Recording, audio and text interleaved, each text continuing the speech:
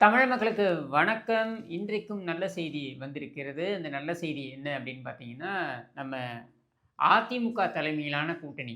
அதாவது அதிமுக, பாஜக அந்த கூட்டணி ஏற்கனவே இருக்கிறது. அந்த கூட்டணியிலே தங்களை இணைத்துக் கொள்வதாக பாட்டாளி மக்கள் கட்சி இன்றைக்கு முடிவெடுத்திருக்கிறது அப்படின்றத நம்மால பார்க்க முடிகிறது.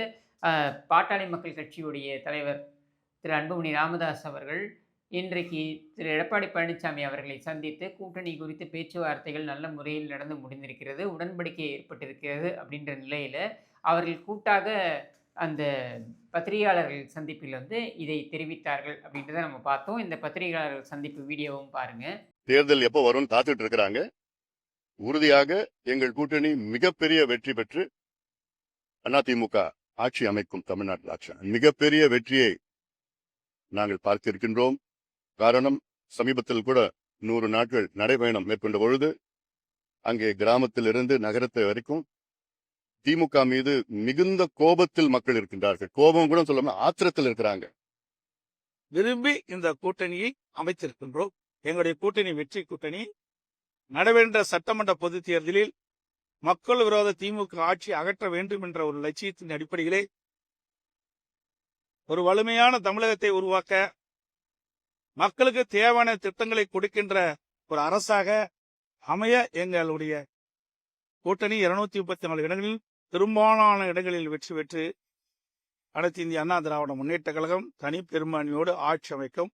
இதில் மிக தெளிவாக பாட்டாளி மக்கள் கட்சி அதிமுகவுடன் கூட்டணி அப்படின்றது 2 தரப்பில் இருக்கக்கூடிய தொண்டர்கள் விரும்பி ஏற்றுக்கொண்டிருக்கின்ற கூட்டணி.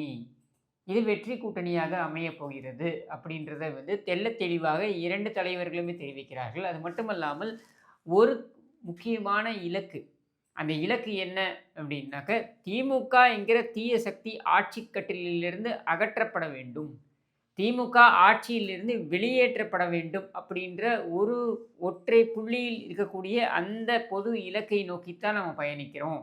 அதற்காகத்தான் நம்ம அனைவரும் ஒன்று கூட வேண்டும் அப்படின்ற ஒரு நல்ல முடிவை பாமகவும் எடுத்திருப்பதில் உள்ளபடியே மகிழ்ச்சி அப்படின்னு தான் சொல்லணும். ஏற்கனவே பார்த்தோம்னாக்க கடந்த ஆண்டு ஏப்ரல் 14ஆம் தேதி அதிமுக பாஜக கூட்டணி அப்படின்றது உறுதி செய்யப்பட்ட அந்த நொடியில் பார்த்தீங்கன்னா சொல்லப்பட்ட விஷயம் என்ன, அதிமுக தரப்பிலிருந்து சொல்லப்பட்ட விஷயம் என்ன, பாஜக தரப்பிலிருந்து சொல்லப்பட்ட விஷயம் என்ன அப்படின்னு நம்ம கூர்ந்து கவனித்தோம் என்றால், திமுகவுடைய ஆட்சி, மக்கள் விரோத ஆட்சி அகற்றப்பட வேண்டும். அந்த ஒற்றை இலக்கை தவிர்த்து வேறு எதுவுமே கிடையாது. இந்த மக்கள் விரோத ஆட்சி, இந்த அயோக்கிய கும்பல், இந்த திருட்டு கும்பல் வீட்டுக்கு அனுப்பப்பட வேண்டும் என்பதை தவிர்த்து வேறு எந்த நோக்கமும் இருக்க முடியாது. மக்களுக்கு அதுதான் மிக அத்தியாவசியம். தமிழகத்திற்கு அதுதான் மிக அத்தியாவசியம் என்பதனால் அதை மட்டுமே மையமாக வைத்து அந்த கூட்டணி ஏற்படுத்தப்பட்டது அப்படின்றத விளக்கினார், தெளிவுபடுத்தினார் திரு எடப்பாடி பழனிசாமி அவர்கள். அதைத் தொடர்ந்து அவருடைய கூட்டணியில் யார் யார் இருப்பாங்க, யார் யார் இருக்க மாட்டாங்க அப்படின்றது விவாத பொருளாக்கப்பட்ட நிலையில், தேர்தல் வரும்பொழுதுதான் கூட்டணிகள் ஏற்படுத்தப்படும். அப்போ தேர்தல் நெருங்குகின்ற இந்த வேளையில் இந்த கூட்டணி அமைந்திருப்பது அப்படின்றது, இயற்கையான கூட்டணியாக இது அமைந்திருப்பது அப்படின்றது வரவேற்கத்தக்கது அப்படின்றதான் நம்ம எல்லோருமே சொல்கிறோம். இதில் நம்ம கூர்ந்து கவனிக்க வேண்டிய விஷயம் என்னன்னா, கடந்த ஆண்டு ஏப்ரல் 14 தேசிய ஜனநாயக கூட்டணியில் அதிமுக இணைகிறது அப்படின்றதை அதிகாரப்பூர்வமாக அறிவித்த அதே நாளுக்கு ஒரு நாள் முன்னால், ஏப்ரல் 13ன்னு நினைக்கிறேன், பாமகவுடைய கட்சிக்குள்ள அந்த பிரச்சனை, உட்கட்சி பூசல் என்பது மிகப்பெரிய அளவில் அது பேசு பொருளாகும் வண்ணம் பார்த்து கொண்டார்கள். இதை யார் செஞ்சிருப்பாங்கன்றதை நான் சொல்லி தெரிய வேண்டிய அவசியம் கிடையாது. இது திமுக, முக்கியமாக பெண் நிறுவனத்துடைய தூண்டுதலின் பேரில் தான் அது நடந்தது. அப்போது தேசிய ஜனநாயக கூட்டணி அப்படின்னு அங்கே போர்டு வச்சுருந்தாங்க இல்லையா, அதை அகற்றிட்டு அதிமுக பாஜக கூட்டணி அறிவிப்பு அப்படின்னு சொல்லி அதை மாற்றினாங்க. அப்பொழுதிலிருந்து இப்பொழுது வரையில் பாமகக்குள்ளே இருக்கக்கூடிய பிரச்சனைகளுக்கு மூல காரணம் திமுக அப்படின்ற குற்றச்சாட்டை அன்புமணி ராமதாஸ் அவர்கள் பகிரங்கமாக கிடைக்கின்ற மேடைகளெல்லாம் சொல்லி வருகிறார். அது மட்டும் இல்லை, அவருக்கு எதிராக மிகப்பெரிய அளவில் குற்றச்சாட்டுகள், அவதூறுகள் வைக்கப்பட்டாலும் கூட அவர் வந்து அதை எப்படி எடுத்துக்கிறார் அப்படின்னா பெருந்தன்மையாக. ஏன்னா அவருக்கு இருக்கக்கூடிய மிகப்பெரிய சங்கடம் இதில் என்ன அப்படின்னு பார்த்தீங்கன்னாக்கா, பாமகவுடைய நிறுவன தலைவர் மருத்துவர் ஐயா ராமதாஸ் அவர்கள், அவருக்கு எந்த விதத்திலையும் வந்து ஒரு களங்கம் ஏற்பட்டு விடக்கூடாது அப்படின்றதுல மிக தெளிவாக இருக்கிறார். அப்போ இவர் ஏதாவது பதிலுக்கு பேச போய் அது அவருக்கு ஒரு களங்கத்தை ஏற்படுத்தி விடும் அப்படின்றது நடக்கக்கூடாது என்பதற்காகத்தான் அவர்கள் தரப்பிலிருந்து என்னென்ன விமர்சனங்கள் வந்தாலும் கூட அவர் அதையெல்லாம் கடந்து செல்லக்கூடிய ஒரு நிலையில் இருக்கார். ஆனால் தொடர்ந்து ஒரு விஷயத்தை மட்டும் பதிவு செய்கிறார். அது என்னன்னாக்க, திமுக தொடர்ந்து என்னுடைய கட்சியில் குழப்பத்தை ஏற்படுத்துகிறது. இது திமுக செய்யும். ஏனென்றால் திமுக என்றைக்குமே ஒரு ஆக்கப்பூர்வமான சக்தியாக இருந்தது கிடையாது. திமுக என்றைக்குமே ஒரு அழிவுபூர்வமான சக்தி தான். மற்றவர்களை அழித்து தான் வர வேண்டும், மக்களை வஞ்சித்து தான் இருக்க வேண்டும், தன் சுயநலத்தால் தன் குடும்பத்தை வளர்க்க வேண்டும். இதை தவிர்த்து திமுகவுக்கு எந்த நோக்கமும் இருந்தது கிடையாது.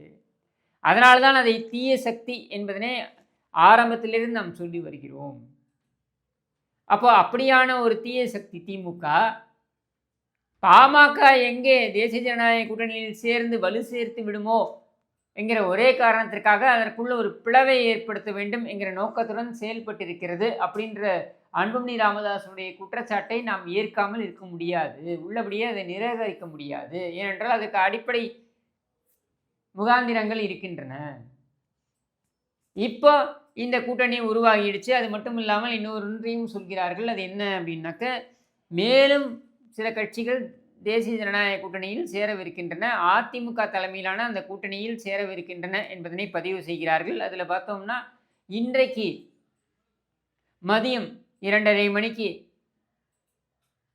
திரு எடப்பாடி பழனிசாமி அவர்கள் டெல்லிக்கு பயணமாகிறார். 2 நாட்கள் அவர் டெல்லியில் இருப்பார் அப்படின்னு எதிர்பார்க்கப்படுகிறது. அதில் மேலும் கட்சிகள் யார் யாரெல்லாம் சேரப்போகிறார்கள் என்பதும் உறுதி செய்யப்படும் என்பதும் நமக்கு தெரிய வருகிறது. அது மட்டுமல்ல, வருகின்ற 28ஆம் தேதி கன்னியாகுமரியில் நடக்கக்கூடிய அந்த கூட்டத்தில் தேசிய ஜனநாயக கூட்டணியோடைய அந்த கூட்டணி கட்சிகள் அனைத்தும் பங்கேற்பார்கள். அது மட்டுமல்ல, ஒருபடி மேலே போய் தேசிய ஜனநாயக கூட்டணியின் அகில இந்திய தலைவர்கள்,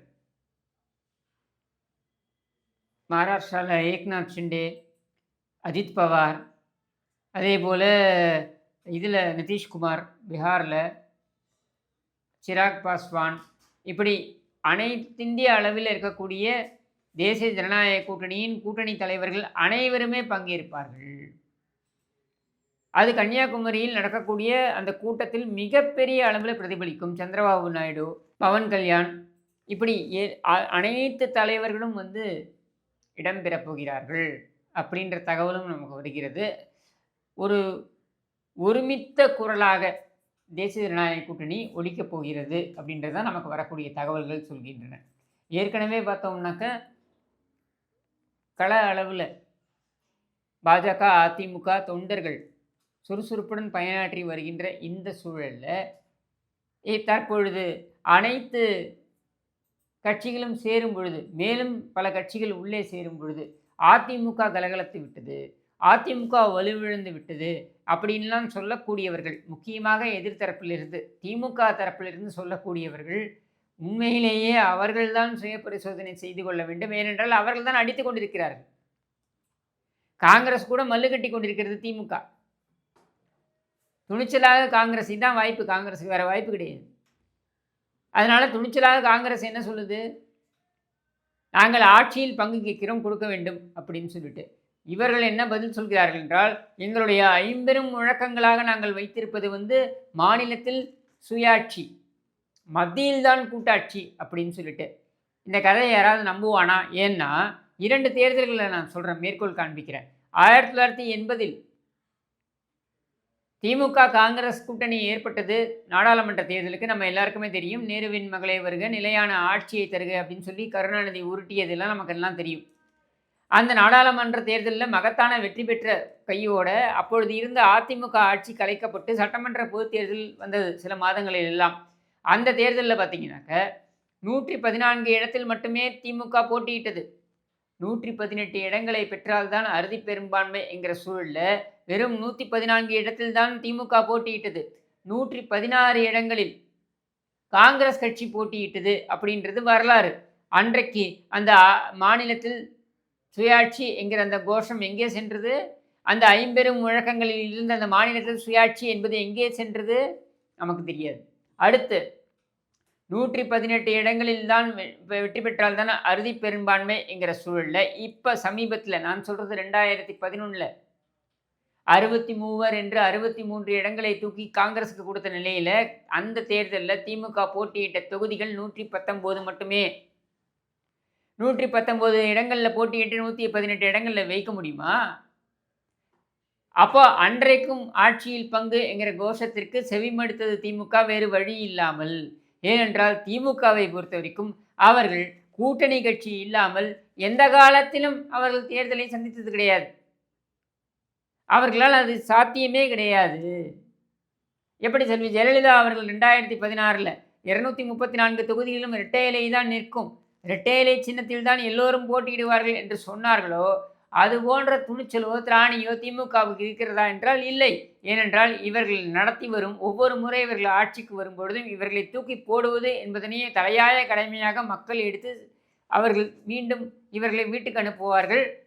குறைந்தபட்சம் 5 ஆண்டு, அதிகபட்சம் 15 ஆண்டுகள் இவர்களை கூப்பிலே அமர்த்துவார்கள். இதுதான் வரலாறு. திமுகவுடைய நீண்ட நெடிய கொடிய வரலாறு இதைத்தான் சொல்கிறது. இன்னும் சொல்ல வேண்டுமென்றால் திமுக ஆட்சியிலிருந்து எதிர்கொண்ட தேர்தலில், திரும்ப நல்லா கவனமாக புரிஞ்சுக்கோங்க, திமுக ஆட்சியிலிருந்து எதிர்கொண்ட தேர்தலில் அவர்கள் 50 தொகுதிகளை வெற்றி பெற்றதே கிடையாது. 77 48 தொகுதிகள்,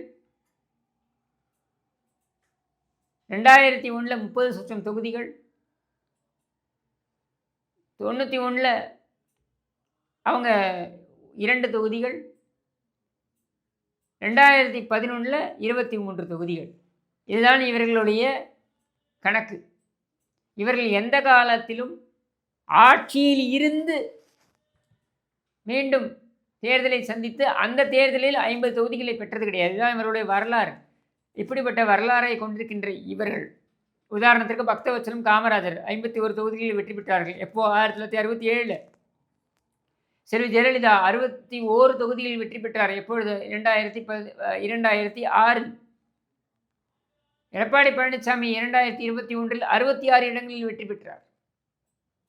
ஆனால் இவர்கள் ஆட்சியில் இருந்து எதிர்கொண்ட தேர்தலில் 50 தொகுதிகளே வெற்றி பெற்றது கிடையாது என்ற சூழலில் இன்றைக்கு கூட்டணி கட்சிகள் நெருக்க ஆரம்பித்து விட்டன திமுகவை. இதை எப்படி ஸ்டாலின் எதிர்கொள்ளப் போகிறார் என்பதுதான் பேசு பொருளாக இருக்க வேண்டும். ஆனால் மீடியாக்கள் அதை பேசு பொருளாக்க மாட்டார்கள். அப்படின்ற நிலையில் இன்றைக்கு மீண்டும் மீண்டும் நாம் அடித்து சொல்கிறோம், மக்களுடைய ஏகோபத்திய எண்ண ஓட்டம் இந்த ஆட்சி வீட்டுக்கு அனுப்பப்பட வேண்டும் என்பதுதான். அந்த எண்ண ஓட்டத்தை பிரதிபலிக்கின்ற வகையில், அந்த எண்ண ஓட்டத்திற்கு வலு சேர்க்கின்ற வகையில் இன்றைக்கு அன்புமணி ராமதாஸ் அவர்கள் தலைமையிலான பாமக அதிமுக கூட்டணியில் இணைந்திருப்பதை உள்ளபடியே வரவேற்று விடைபெறுகிறேன். நன்றி, வணக்கம்.